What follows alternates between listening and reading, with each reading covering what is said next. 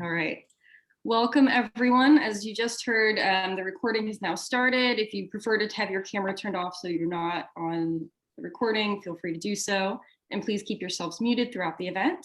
The recording will be up on the University of Chicago Press's YouTube page in about a week or so. In a few minutes, I'll pop that link into the chat for our YouTube page if you want to follow and keep an eye out for the recording of this event and of other future events. Okay. So first of all, I want to say welcome to everybody. This event is being hosted through the University of Chicago Press's By the Books event series in partnership with the Seminary Co-op bookstore here in Chicago. The book will be available for purchase through the co-op, and I'll put a direct link to that in the chat as well. Through the event, we're going to again ask everyone to keep yourself muted. At the very end, we'll get ready for Q&A. And once it's time for Q&A, I'll have you put your questions directly in the chat, and then we'll read them out. So first off is introductions. My name is Adrienne Myers, and I work at the University of Chicago Press. I'll be emceeing our event tonight. Our two lovely speakers are Fiona Greenland, who is the Assistant Professor of Sociology and Assistant Professor of Anthropology at the University of Virginia. She studies cultural policy and the politics of national heritage. Greenland's work has been published in sociological theory, qualitative sociology, nations and nationalism, and the International Journal for Cultural Property, among other outlets. She was a classical archaeologist for 10 years before training as a sociologist, and her book, Ruling Culture, is now available from the University of Chicago Press. Joining us in conversation is Christine Mehring, who is the Mary L. Block Professor in the Department of Art History at the college, at the University of Chicago, and an adjunct curator at the University's Smart Museum. Her interests include abstraction, post-war European art, public art, and relations between art, design, and architecture, as well as the intersections between new and old media. She recently directed the university's commission of Jenny Holzer's first augmented reality app, You Be My Ally, and she is currently completing an edited volume with Lisa Zaher concerning Wolf Fostel's use of concrete, and a book with architectural historian Sean Keller on the art and architecture of the Munich Olympics. So with that, I'm going to turn it over to Fiona and Christine. I'll put the links that I mentioned in the chat, and take it away, y'all. All right, thank you, Adrienne, and thank you all for coming. I'll take it from here. So first of all, want to show you all the book since it just came out. Probably very few have seen it. It's a beautiful object. Congratulations, Fiona.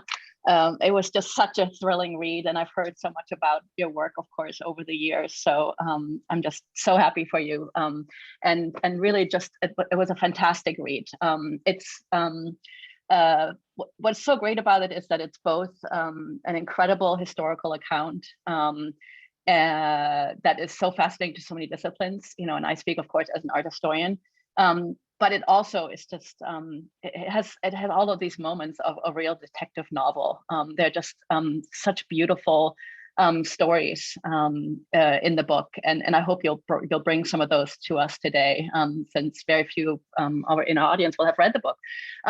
So one of the things I want to start out with asking you about is, so how did you get to write this book? How did you come across this topic? I know, you know, obviously it came out of the dissertation, but tell us a little bit about how you came to this topic. Yeah, thanks, Christine. And thanks very much to the press and to the Seminary Co-op bookstore for this conversation this evening. And Christine, thanks very much for moderating it. How this got started was I happened to be in the right place at the wrong time. I was embedded with an archaeological team in Lazio. And one night the site was hit by looters. Now, if you had asked me before then how the Italian authorities handle something like an archaeological site theft, I would have guessed that a SWAT team would swoop in, conduct a dragnet search of the countryside, and be closely interrogating locals for eyewitnesses. But that's not exactly what happened. So the Carabinieri officers arrived the next morning. They inspected the site. They took a few photos, took reports from our dig director, and then they left. Now, they were doing their job. This is not a criticism of the professionalism at all, but the response seemed inadequate to me, to the seriousness of the crime.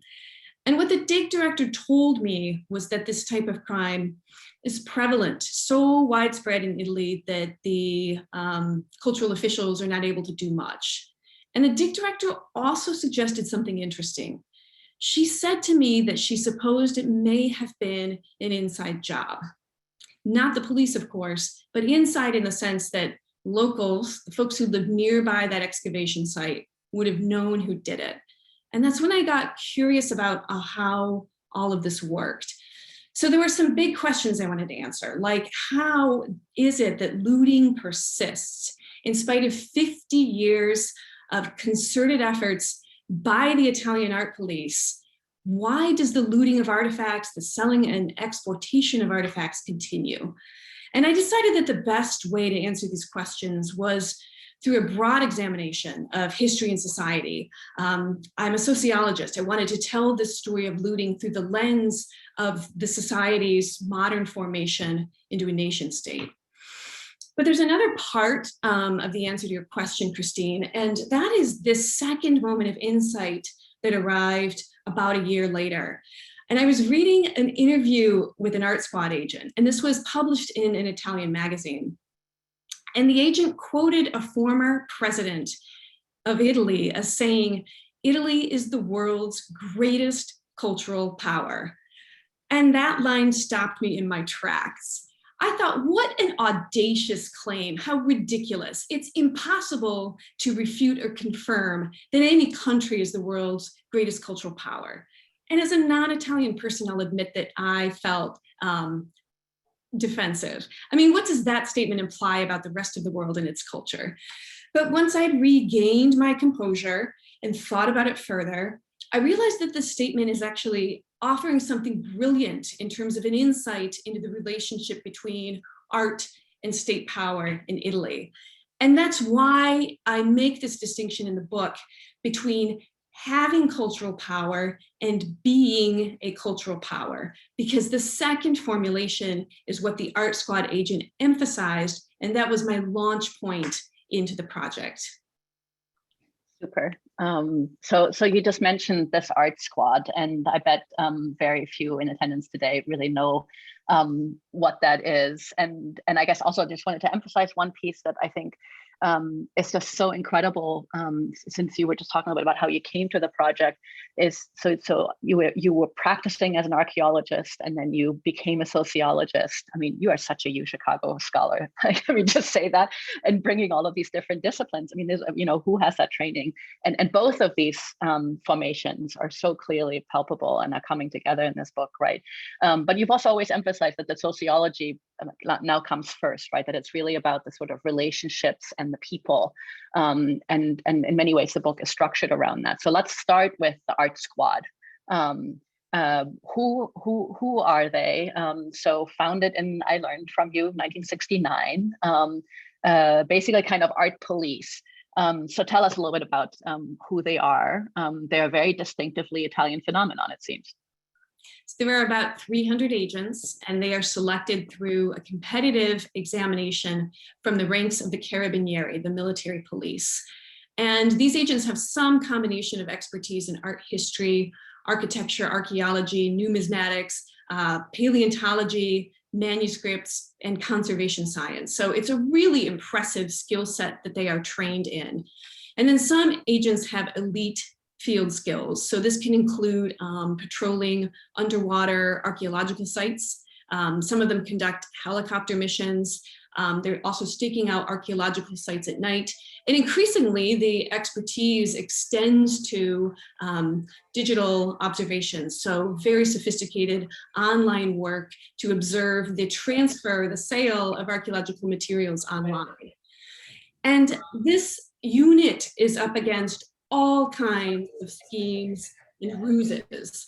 Common forms of moving objects include hiding them in trucks with refrigerated components for meat and produce, which are not searched thoroughly at border crossings, or authentic vases might be hidden among a shipment of high quality replicas. These can be legally exported, and that makes it difficult for inspectors to find which is the authentic one among a shipment of fakes.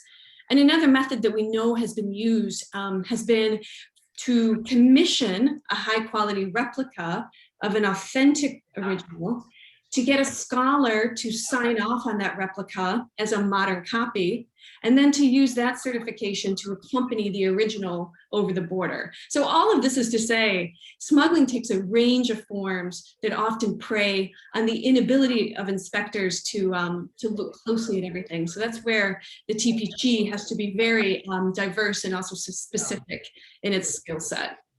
So I thought it would be interesting to share like one example of a kind of a case that the Art Squad has had to work on. And I'm sorry, I'm hearing a little bit of feedback. I think I'm hearing Pam. Pam, would you mind muting yourself?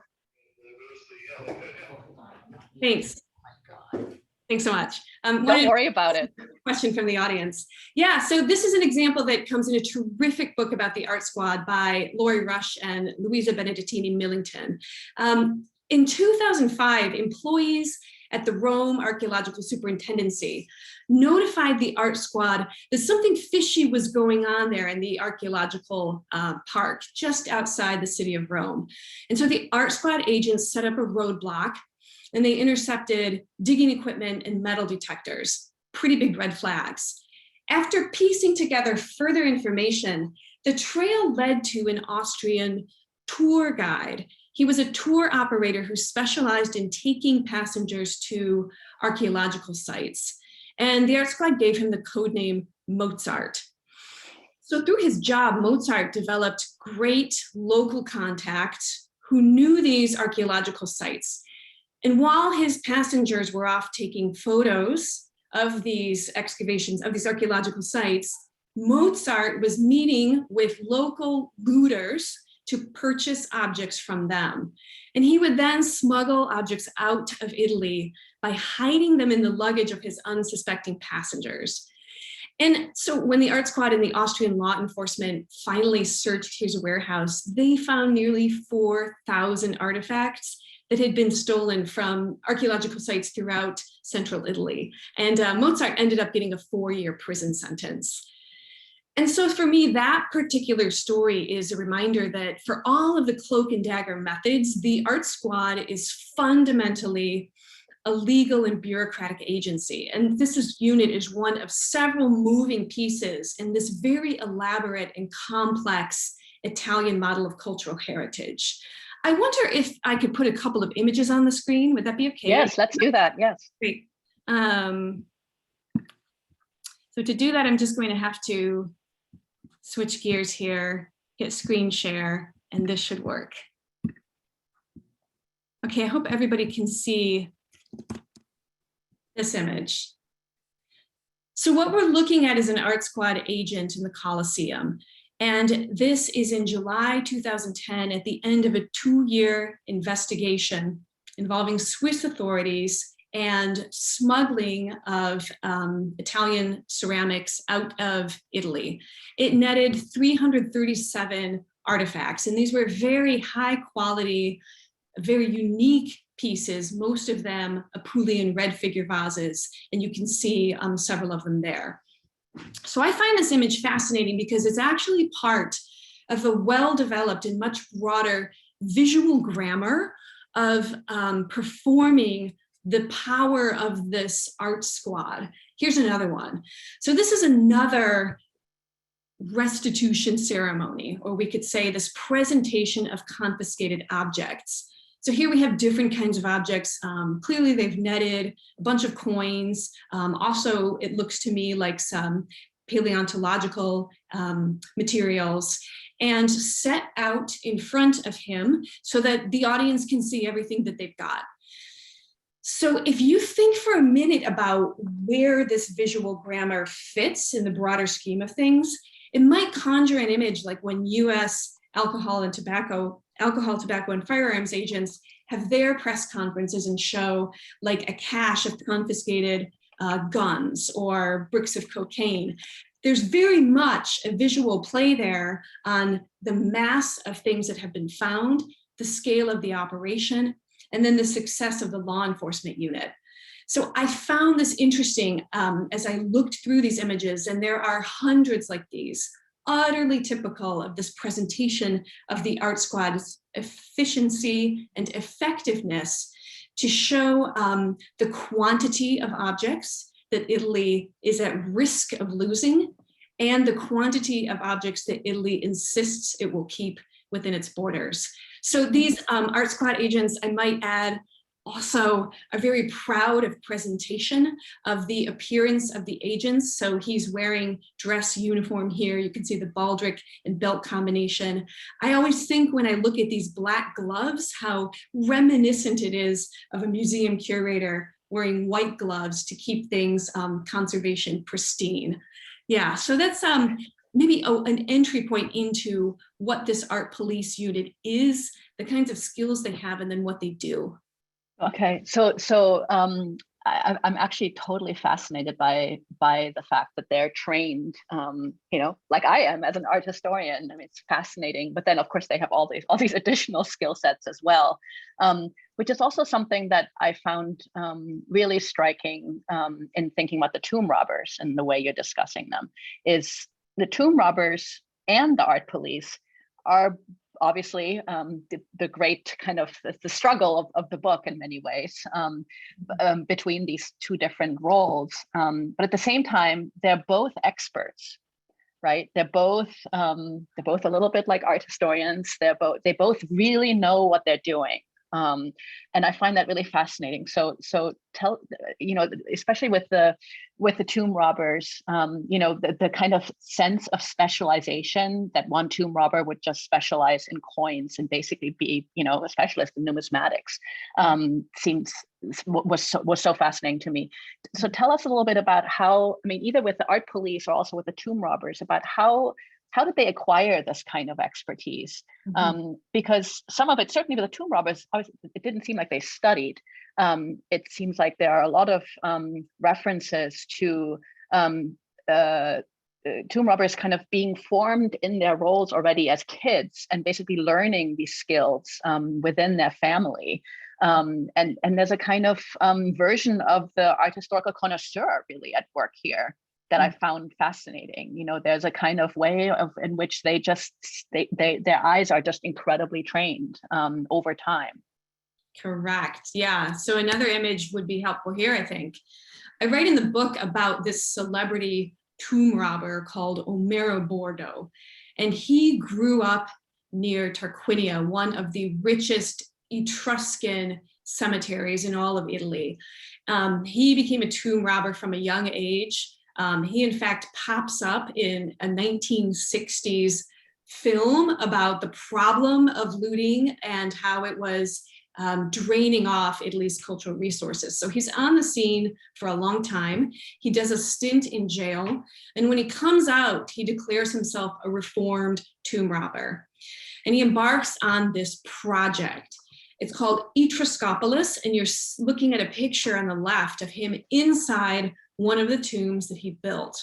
So Bordo claimed that this was a perfect reconstruction of the tomb of the lionesses, one of the tombs that he broke into.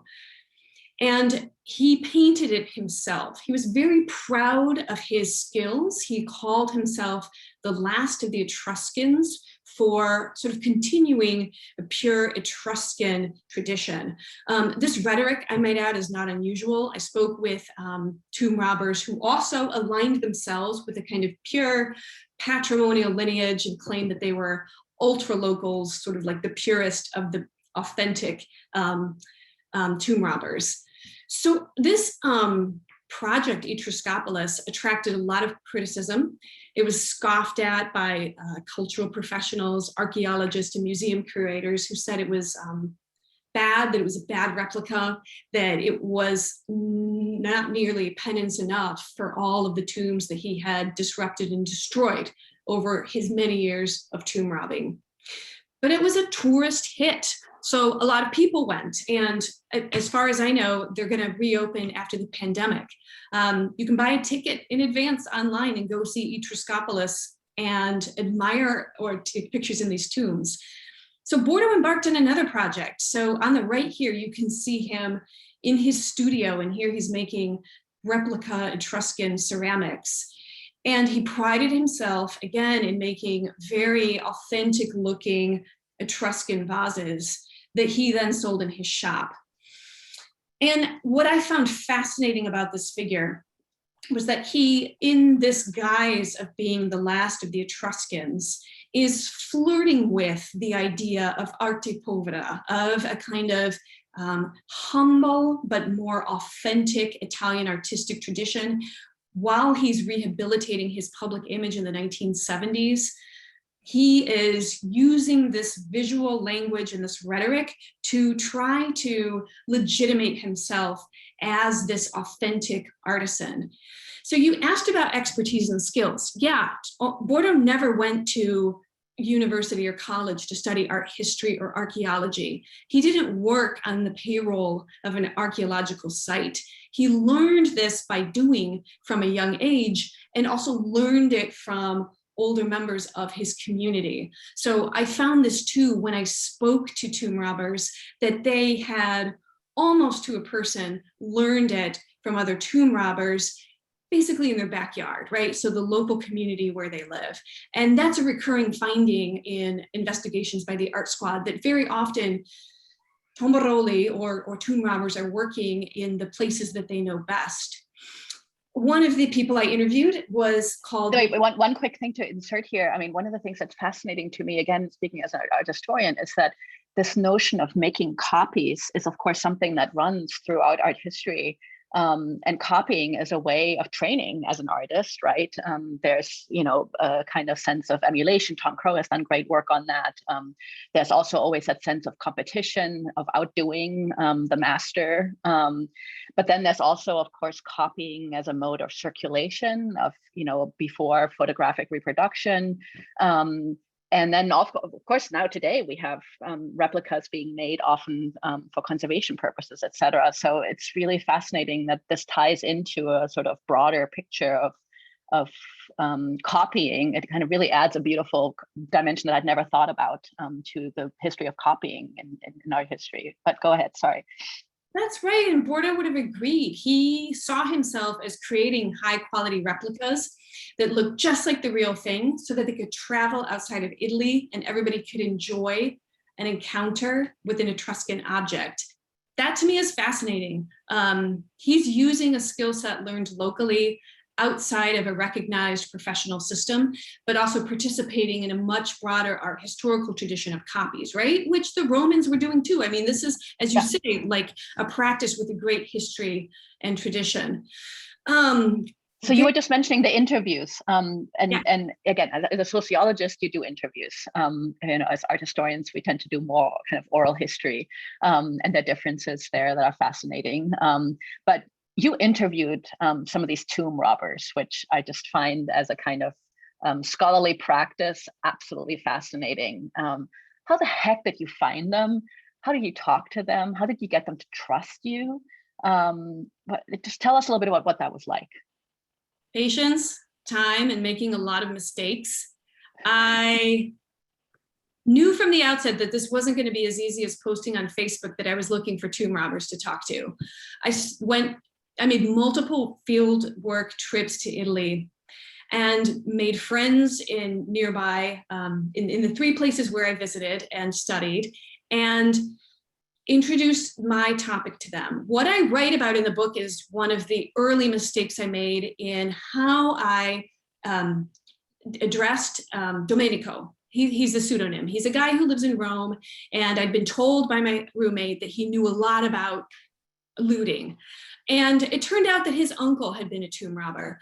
But what Domenico objected to was my use of the term tombarolo, which is a highly stigmatized term for referring to the lowest kind of crook. That's the tomb robber who loots to sell, who loots to profit. A guy like Bordo redeems himself by saying, I distance myself from the profit end. I'm doing this just for the love of history, the embrace of my patrimony. So Domenico set me straight. And after that, I found easier ways to ease into conversations. And it led me to one of the most fascinating interviews I did with this guy called Michele. Now, Michele had been a child tomb robber. So when he was as young as 9 and 10, he was being asked to wiggle through very narrow shafts from the surface into the tomb and to look around with the flashlight to see if it was worth the grown-ups going in after him. So he wrote about how terrifying this was, how often he was the first one in and had to deal with everything from snakes to human remains, to the threat of like all of the ceiling falling in. But also he said how mesmerizing this was, how magical it felt to have this first encounter with an underground tomb that hadn't been opened up for 2,000 years. So this is a recurring theme in these interviews.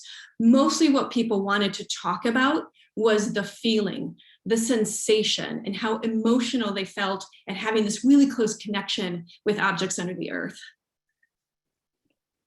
So we've touched on this a few moments already, which is this notion of cultural power. And in many ways, the sort of relationship between art and the state runs throughout the book. And I guess sort of with an eye to maybe in a little while talking a little bit about the sort of plight and challenges around museums today. Talk a little bit about what's specific about the Italian case here in terms of cultural power, thinking especially about the very different ways in which, say, France and Britain, as monarchies basically had the kind of foundations of national museums like the Louvre from a very, very early point on. That didn't really exist in the same way in Italy. So it seems like there's a slightly different way in which Italy has constructed or come about this idea of patrimony and national heritage. Can you talk a little bit about that? Mm-hmm.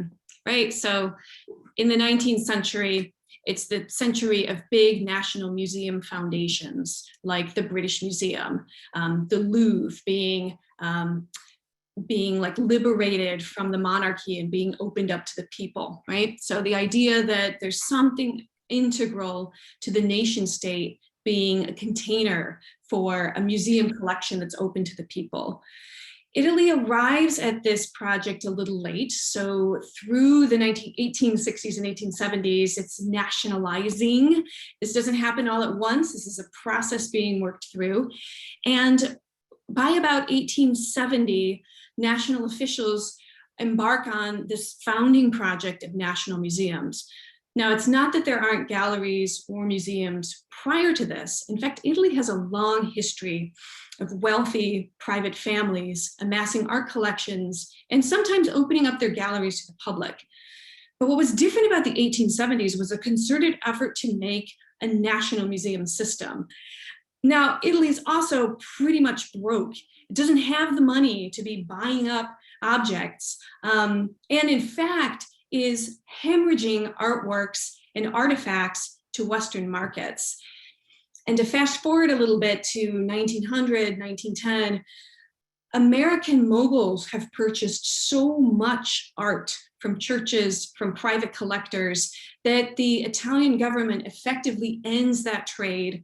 And the rallying cry being used by the cultural nationalists is the American price. The American price is what's destroying the possibility of a national collection. So new buildings are being built, but in order to fill them with artworks and antiquities the Italian people can enjoy, the government needs to get control of the art market. And that itself is another trajectory into how this is done.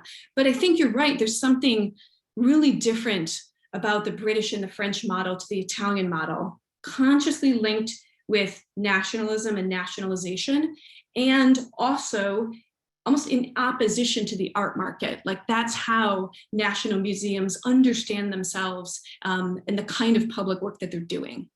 Yeah, so let's get to that art market, which and you just mentioned the American price, which is the sort of big theme of the second chapter, which I love, especially as a sort of person working doing a lot of work in the post-war period. You know, this famous book by Serge Gabot, How New York Stole the Idea of Modern Art. Well, little did we know that New York also, you know, obviously the US stole Italian patrimony. Like this whole kind of way in which I began to think about that dynamic in totally different ways as a modern art historian. So there's this tension between the free art market and the public good that keeps coming up in the book. And yet what you're also insisting on is that there's this, that the market is needed to even increase or create the symbolic value of all of these objects and to create the kind of well, the non-monetary value, because they're not meant to circulate, but the symbolic value depends on the fact that they are nevertheless being exported, they are stolen, the tombs are being robbed, etc. And I think that tension is one of the really fascinating pieces of the book. Talk a little bit also about some of these market dynamics, I guess, but also about how some of these objects then get returned. There's a beautiful, really incredible story about Berlusconi returning a Venus sculpture to Gaddafi. Let's go right to that. All right, so after Bordeaux, we've got some other shady figures. So the image in front of us is Sylvia Berlusconi, Muammar Gaddafi, and the Venus of Cyrene. And this is an image that's taken in August 2008 in Benghazi on the occasion of a multi-million euro trade deal, a treaty. Now, part of the package here is this sculpture that you see on the right, a stunning ancient marble sculpture. It had been discovered by Italian soldiers in the early 20th century when Italy colonized Libya. And it was taken back to Italy and put on public display in a couple of different sites, and really sort of became part of the Italian public collection. Well, the Libyan government started petitioning for the return of this thing in the 1950s, 1960s. There were several attempts, and Italy said no. So when this is finally transported back to Italy after decades of negotiation, after a lawsuit by an Italian nonprofit that said, removing this will now injure our national patrimony, it's actually Italian. It goes back, and it is interesting to me that it's in the context of this trade deal. So check out the way in which Berlusconi and Gaddafi are relating to each other. Part of the backstory here is that these two were friends, they socialized together, there were parties, there were rumors of pretty wild parties, they enjoyed some of the same pursuits. And one newspaper reported that when Berlusconi brought this back, he said, "I brought your girlfriend back, Muammar." Now, this speaks volumes about the playfulness, the kind of brotastic diplomatic relations between these two. But it also is pointing to something, I think, geopolitically bigger. So the deal didn't hinge on her coming back to Libya, but there was increasing pressure. She's kind of there as a deal sweetener. And a couple weeks after the ceremony, Berlusconi is in London and says to the media, Italy has 70% of the world's cultural heritage, world's cultural treasures. These are the kinds of statistics that are often trotted out, and we can argue about where they come from. But he's doing something really important there rhetorically, suggesting that returning a statue like this is ultimately insignificant to Italy. They have so much more where it came from. So yeah, there's a bigger geopolitical piece to this too.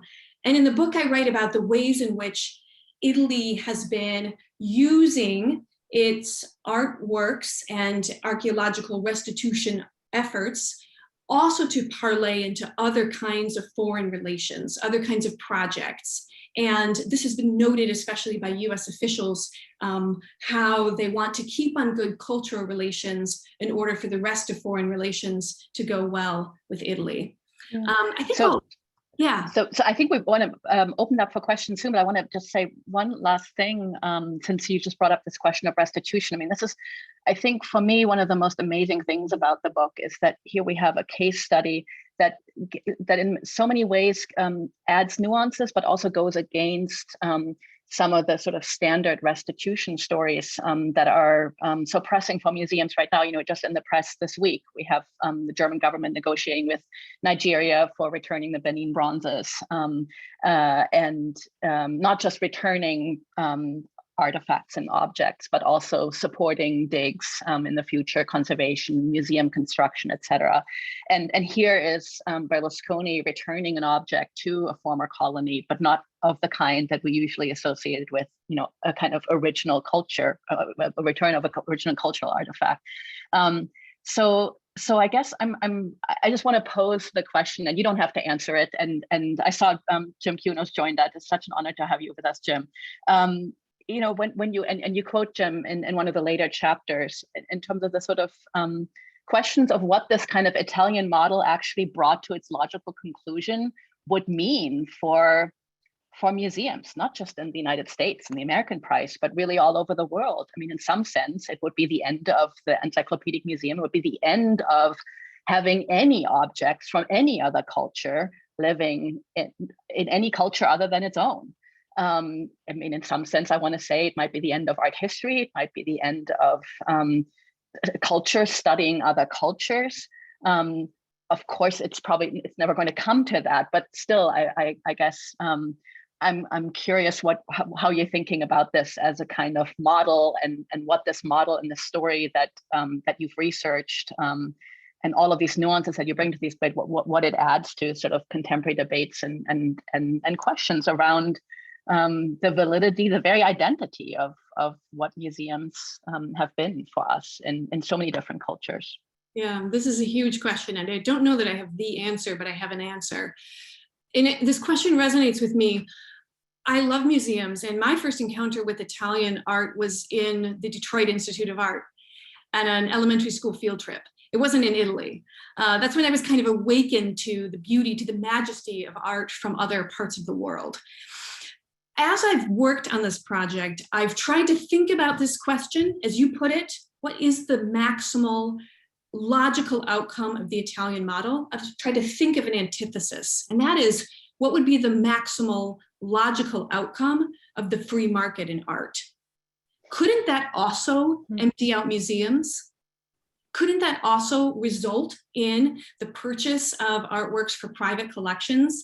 We've heard so much in the media this week about billionaires' spending power on everything from people, Bitcoin, digital art, through high-end contemporary art. So I wonder about that. I wonder if we shouldn't be trying to think sometimes about why we're more comfortable with a market logic for public art than we seem to be for a national system of controlling the circulation of art and artifacts. So I put that out there more as a rhetorical exercise. I haven't written a how-to guide for museum management, but I would just also add this, that Italy seeks to restitute objects that have been removed in violation of law. So it's not sort of going after everything, right? It recognizes that there are objects taken out of the country legally, and there are several legal instruments, national, but also international. And also, for example, the United States has its own legislation to prohibit the importation of illegally exported objects. So, you know, these things are like very multi-layered, but I would just put it out there to like, we could all ask each other about the roles of other ways, of the role of the market and other ways of moving around art and antiquities. All right, let's move to questions. There are quite a few here. So why don't I go through, unless Adrian, you want to do this? I can can read it out, or you can pick and choose, Christine, whatever you prefer. Well, yeah, let me just start with a really good one from our resident mafia scholar, Veronica Venya, who's curious, Fiona, if you in your research have looked into any involvement of the Italian mafia or multiple mafias when it comes to art theft. Yeah, so I don't write about that directly in my book, but of course, it's something that I encountered in the course of doing research on this.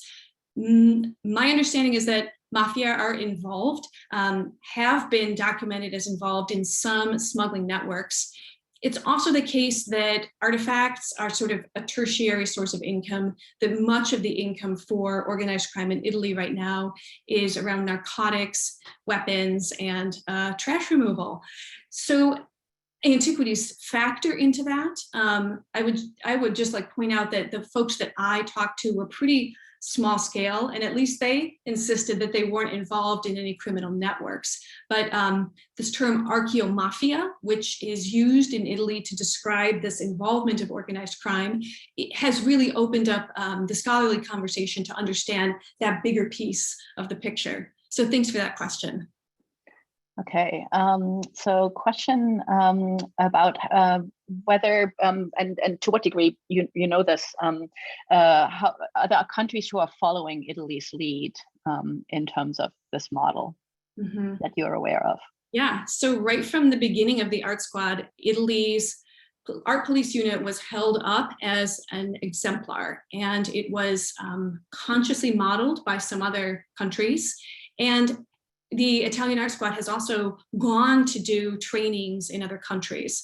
As recently as right before the pandemic, 2018, 2019, they were active in Syria, for example, in efforts both to help conserve and rebuild damaged architecture and archaeology, and also to train locals in the methods that they use. So that part of the Italian cultural heritage model, as I write about it, is the active export of this military police format with extensive expertise in art history and archaeology. Yeah, so they're very much working on that assiduously. Okay, and then clearly a super popular topic, the tomb robbers. It seems that tomb robbers tend to have quite a proprietary attitude towards the sites they rob and the objects they steal, as though in some underlying way it's their stuff. And that really comes across, I think, in the book. They work sites in their own regions where their families have lived for many generations. Is this a factor? It seems like yes, but do you want to talk a little bit more about that? The sense of growing up on the land and digging around your home in the area around where you come from. Yeah, so this is a really neat mirror image. I so appreciate this question. It's a neat mirror image to your question earlier, Christine, about expertise in the Art Squad. Yeah, the tomb robbers have expertise, and one of the ways in which they specialize is the land that they know best, where they live. I had vivid conversations with tomb robbers discussing their knowledge of the area down to how the soil feels when they touch it, how it smells, how the earth smells and feels when they dig into it. So there's no question that there's knowledge. And sometimes that turns into territorialism.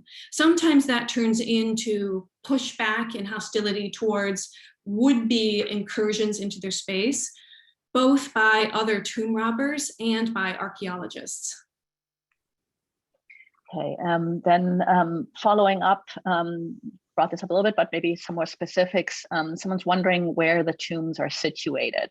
Are they currently operating cemeteries, public parks, private land, some combination? Is it considered tomb raiding to enter and look around? Like at what point is there a legal breach, I guess, is part of the question. And where are they? How does one imagine these tombs? I mean, obviously it involves digging. Maybe you want to talk a little bit about that. Yeah, so to put on the archaeologist cap for a minute, there are tombs and burials throughout Italy, but it's only in particular periods of time and among certain cultural groups that those sorts of tombs, like we saw the tomb of the lionesses in Etruscopolis, those are fairly like historically and geographically situated. So central Italy, this kind of like swathe of territory, Tuscany, and then going down to Lazio, known for the Etruscan civilization. A lot of tomb robbing was done there in the 60s, and that's kind of what kicked off the national effort to police it.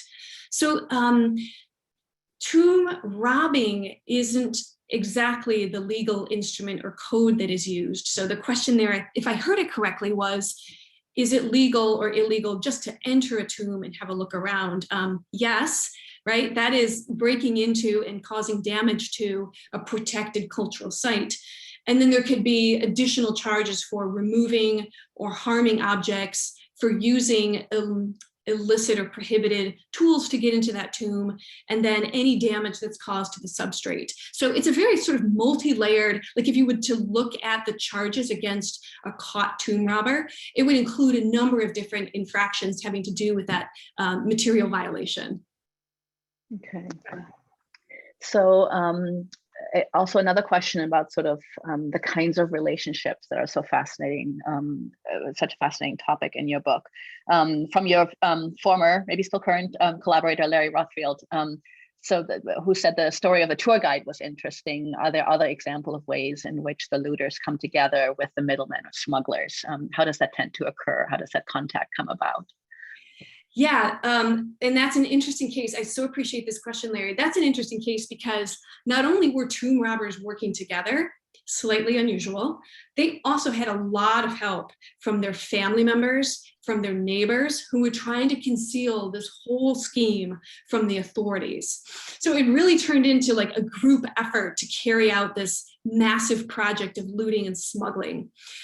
But on the other hand, the tomb robbers who I spoke to expressed a preference to work alone or in a very small and trusted group. So Michele could remember still that his dad had a group of 4, and it was his dad and his uncle would come along, and there was one other neighbor, and he ran a sort of like phone tree. When it was safe to go out, it seemed like a good evening, conditions were right, they would call each other. But if ever there was an unexpected guest, a stranger, a friend brought along, the whole thing was off.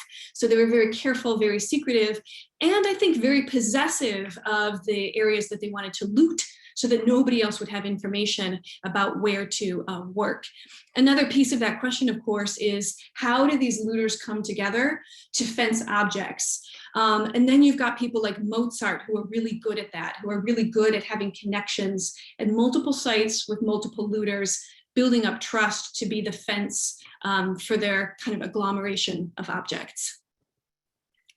Okay, this is a great question here about, which again is for me one of the fascinating pieces of the book and your work, which is all the interviews you did with the tomb robbers. And so the question is about how you imagine the reception of your book by the tomb robbers. Will they be interested to read? Are they looking forward to seeing it? Have you stayed in touch? How will it be received by the art squad, by the Carabinieri? Associated with that close question, are there plans for an Italian translation? Like, what's the sort of afterlife of the book? Oh, I hope that they will all read it. I hope that the tomb robbers will recognize my attempt to be honest and open to their accounts of things. So it was very important for me throughout these interviews to take them at their word, not to assume that they were lying or exaggerating, but to accept that what they were telling me was important to them, that they were giving me their best self, right? So I would hope that they would read this book and recognize that I got their story as close as I could, and it's a story that's about, apart from anything else, what it means to be a local Italian steeped in culture and history, who is also trying to claim a piece of that through longstanding traditional practices that are also illegal practices. So I hope that they recognize that good faith attempt at understanding them in their context. For the art squad, I hope that if they read the book, that it will invite critical reflection on how their unit operates more broadly in Italian society and with what effects on museums and kind of like the global exchange of culture.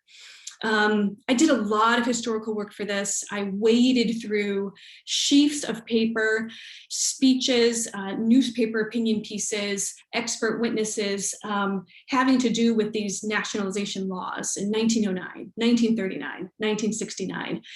And I don't know how much of that story, maybe they all know that history, but I don't know how much of that history is sort of taught to them in training. I hope that one of the things that this book can do is help them to understand the longer traditions of political and cultural and economic challenges within Italy to put this national heritage system together. Mm-hmm. So related question, which you just partially answered already a little bit, about the sort of most common motivations given by the robbers to engage in their crimes. We talked already a few times now about that sense of pride, the sense of expertise, but why did they engage in these crimes? Passion. Again and again, what they said was, it was love, it was an addiction, it was a strong sense of pride. They enjoyed the outdoors, like fishing or hunting. Tomb robbing was for them an opportunity to be outside and have an adventure. That was the motive that I heard more than anything else. And then comes the strong sense of local patriotism, that they are like these true heirs to a cultural tradition that the national government will never fully appreciate. Yeah. Okay. We should have time for about one more question before we'll wrap it up and let people. Okay. Oh no, I'm gonna have to choose. There's so many good ones still. Okay, let me just find it. So there was a question about gender, which I thought was great, since we haven't touched on this at all. Where is it? Can you speak a little bit about gender, how gender factors into this narrative and its relationship to larger discourses on modern nation state formations? Mm-hmm, mm-hmm. Yeah. So yeah, there are a lot of male actors. Of course, the whole term patrimony is completely male as well. So I mean, it's an underlying piece of the book for sure. Yeah, and you know, I can't help but think that every image that it shows men living and active, and then we've got this one headless, naked female statue, right? There's like a big gender question there too. Well, I found that when I interviewed tomb robbers, that most of the digging was done by men, and that they got help from female kin. And that could be everything from cleaning up objects that had been looted to storing them away. Refrigerators were a popular place for that. And then also things like gift giving among kin, that women played a role in selecting objects that would be given to other relatives. But then there's a big theoretical question here in patrimony. Resolutely masculine, right? Has this idea of a direct inheritance from a male relation. But another key term that operates throughout this is the matrix, the soil matrix from which the artifacts come. And then just to say quickly about that, matrix is the Latin word for womb, and it's also a term that archaeologists use for the stratigraphy. So much as there is this idea of a straight sort of like patrimonial legacy, what undergirds all of that is the matrix, is the earth that metaphorically gives birth to these artifacts to which the Italian state links itself. So that's something I would love to write about or think about as a further project, how these terms are doing another kind of work to create a sense of Italian identity. Super. Okay. Wow, I could just keep going. There's so many fantastic questions. I'm sorry I didn't get to all of them, everybody, but thank you all for coming. And Fiona, thank you for just a fantastic book. It's just such a gift to all of us, which I know was years of work. Bravo. Thank you. Thank you. It means so much to me to be in this conversation with you, Christine. Thanks to the press and thanks for the audience today. And be sure to check out the link to the seminary co-op. You can order the book. I would, of course, much appreciate if you do it via the seminary co-op. Yes, absolutely. Big round of applause for Fiona and Christine, and feel free to head out, but also if you want to hang out for a second to unmute yourself, say congratulations, any notes for Fiona and Christine, feel free to do that, but we'll officially end and let folks go now. Thank you all. Congratulations, Fiona. Thanks. It's so good to see you. Thanks, everybody. It's good to